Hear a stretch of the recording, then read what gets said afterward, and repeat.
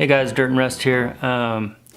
Last week I made a video in which Roger from ThatsPapsKnife63 gave me this little Kabar knife here, and I wanted to give you guys a little closer look at that.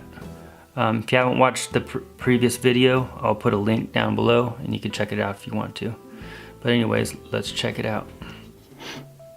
Alright guys, here we go.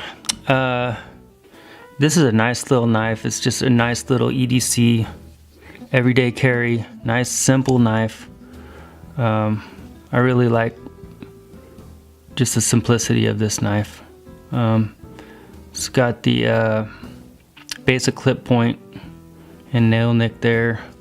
It's got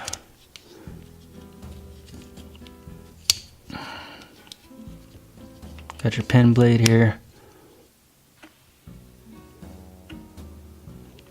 And it just has a ridiculous amount of snap left in it. I mean, when you hear that, you know this is a quality knife. Kabar does make a quality knife. This is a Serpentine Jack, jig bone scales. It's 3.5 inches across, closed, and it weighs 2.1 ounces or 62 grams. I will show some close-up pictures here in a second, so stay tuned.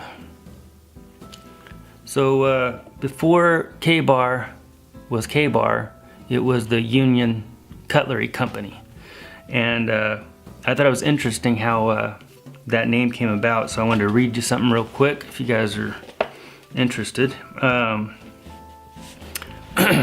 According to legend, the last trademark came from a testimonial letter. It was written by an old trapper whose life had allegedly been saved in a bear fight by a well-made Union Cutlery Company knife.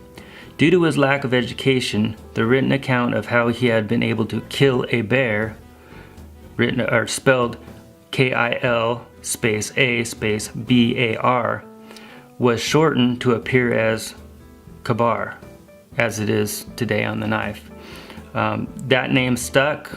I just thought it was kind of interesting that I was always wondering what Kabar meant, but I guess it meant kill a bear, and that stuck.